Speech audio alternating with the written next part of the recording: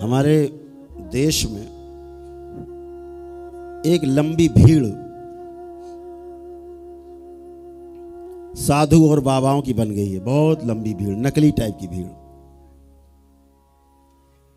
जिससे हमारे देश का जनमानस सबसे ज्यादा परेशान है।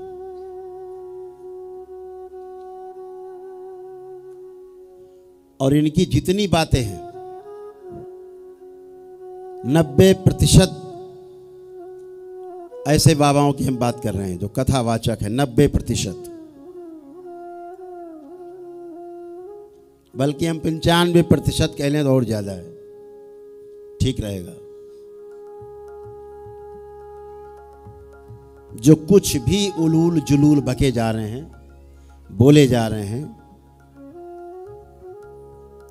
और इस देश के भोले भाले भक्तों को, वो भक्त चाहे शिव के हों, चाहे वो भक्त राम के हों, चाहे भक्त कृष्ण के हों,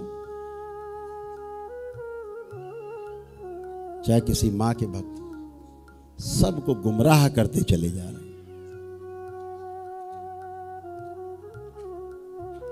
प्रवचन पर प्रवचन झाड़े चले जा रहे हैं।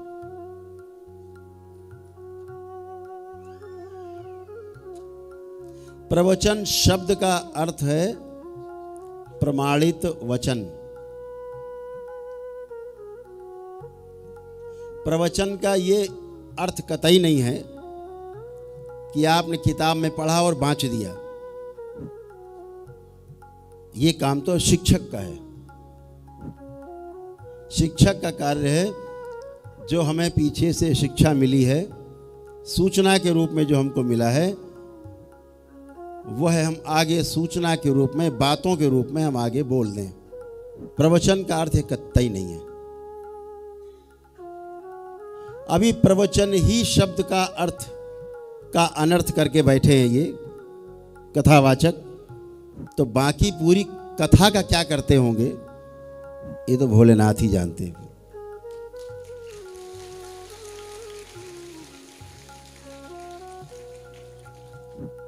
कथा के नाम पर केवल ढोलक मजीरा, ताता थैया, नाच नचैया और बस हरिहर, चलो हो गई कथा। घर जाओ, घर में भी नाचो गाओ, ऐसे ही कूद का कूदम काद करो, हो गई कथा। प्रवचन शब्द का अर्थ है प्रमाणित, प्रा से प्रमाणित, वचन से वाक्य, प्रमाणित वाक्य, प्रमाणित वक्तव्य। प्रमाणित कैसे? प्रमाण कैसे मिला? अनुभव से। प्रमाण आपको हमेशा मिलेगा अनुभव से। 3 दिन दरबार लगेगा। कहाँ? सूचना मिली आपको बड़ा लालपुर में, हस्तकला संकुल में, दीनदयाल हस्तकला संकुल में, जहाँ आप बैठे। प्रमाण क्या है? आपको अनुभव हुआ यहाँ आकर के कि हाँ वाकई में बात सही है, सूचना सही थी। आपको यहाँ आकर के अनुभव मिला, ये प्रमाण है। अब आप किसी से बोलोगे हम हस्तकला संकुल में हैं, बड़ा लालपुर में, अब आपके हृदय से बात निकल रही, आपकी बात को कोई संसार में कोई आदमी झुठला नहीं सकता। ये सत्य वचन है, ये प्रमाणित वचन है, ये प्रवचन है।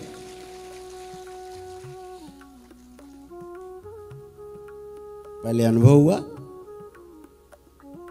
फिर अनुभव का प्रमाण मिला, फिर हम बोले ये प्रवचन है।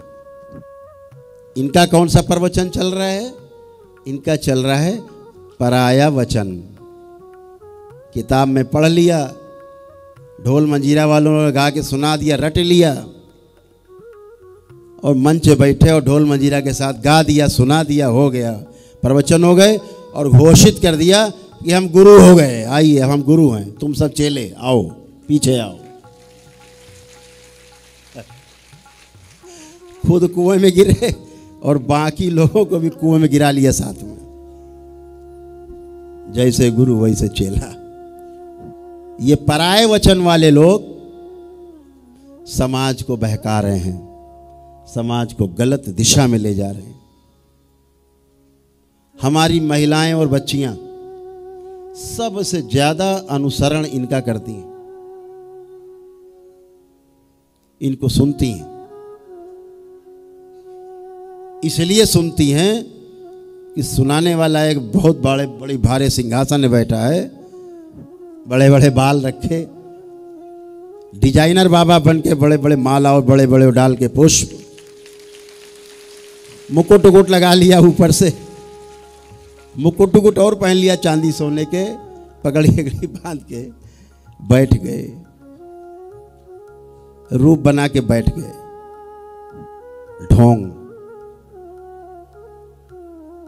ढोंग बना के बैठे। हमारे भोले भाली माताएं बहनें प्रभावित हो जाती। वो ये नहीं देख पाती कि इस भोली भाली सूरत दिखने वाले के अंदर कोयले से भी ज्यादा कालिख भरी हुई है। इनकी नजरें कितनी गंदी हैं ये नहीं देख पाती हमारी माताएं बहनें।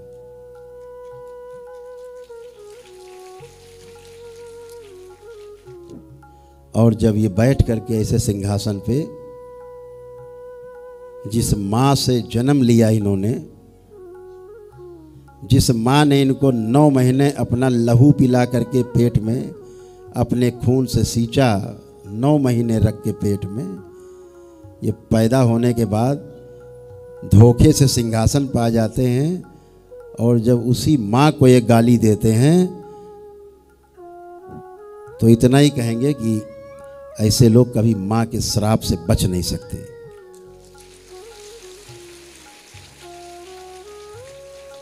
उसी माँ को, उसी स्त्री को नरक का द्वार बता देते हैं।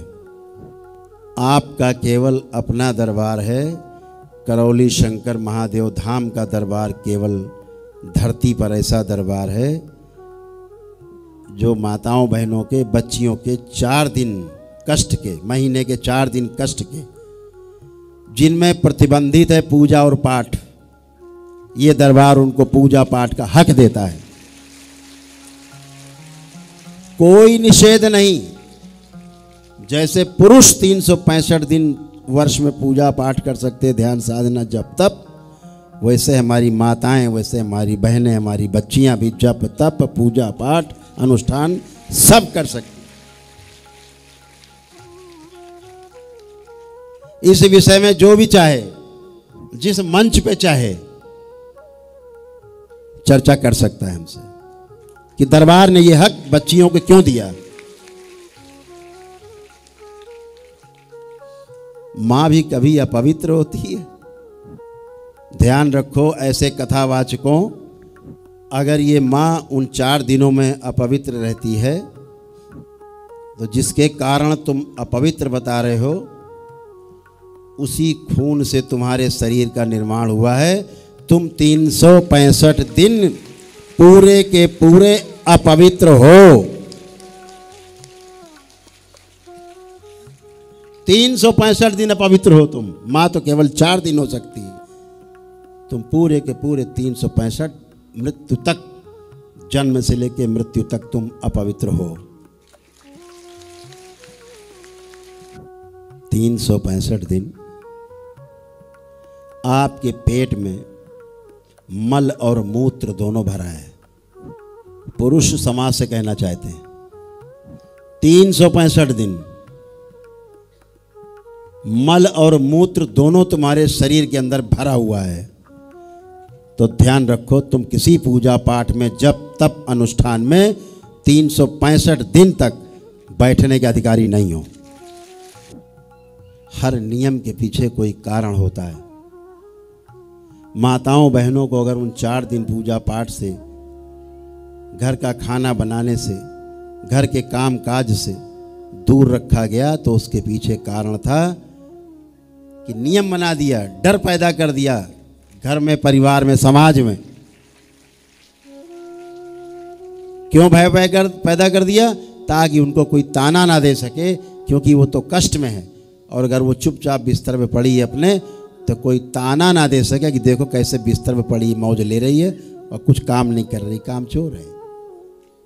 तो कहा गया कि 4 दिन या पवित्र है भैया, ये दूर रहो, ऐसे आदमी मानेगा। नहीं तो सासू माँ तो ननद जी तो जाने ले लेंगी। तो अगर वो 4 दिन पड़ी है चुपचाप तो कोई उसके ऊपर आक्षेप ना लगे। इसलिए 4 दिन उसको विश्राम के लिए दिए गए, ना कि वो अपवित्र हो गई है इसलिए दिए गए। वो पीड़ा में है 4 दिन, इसलिए उसको तमाम कार्यों से मुक्ति दी गई है। लेकिन समाज में भय पैदा हो इसलिए बोल दिया गया कि वो अपवित्र है, 4 दिन दूर रखना, बर्तन भी न छूने पाए, यानी कोई काम काज मत करवाना इससे। ये सासू को डराने के लिए किया गया। अब मर्जी बच्चियों की, माताओं की, अगर वो अपने को स्वस्थ फील कर रही है तो अपना काम करेंगी, अपने बच्चों को देखेंगी, पति को देखेंगी, घर को देखेंगी, या जो भी कार्य करती देखेंगी। इसमें आप कौन होते हैं उंगली उठाने वाले कि आप अपवित्र हैं और पूजा पाठ से दूर रहना, छूना मत। वो कुछ भी करे, आपसे ज्यादा पवित्र है। क्यों? वो आपका ख्याल करती है, आपकी चिंता करती है, आपके लिए अपना खून पसीना बना के रोज बहाती है, आपके लिए चिंता करके आंसू बहाती है, आपके लिए ईश्वर से प्रार्थना करती है, जप तप उपवास करती है। आपको कहीं भाई के नाम, कहीं पिता के नाम, कहीं पति के नाम पर आपका उपवास रखती है कि आपकी उम्र लंबी हो। और आप कहते हो कि तुम अपवित्र हो। लज्जा आनी चाहिए ऐसे कथावाचकों को और ऐसे धर्माचार्यों को भी।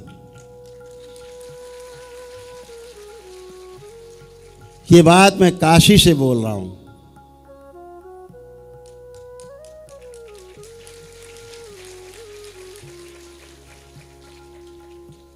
विश्वेश्वरनाथ के धाम से बोल रहा हूं।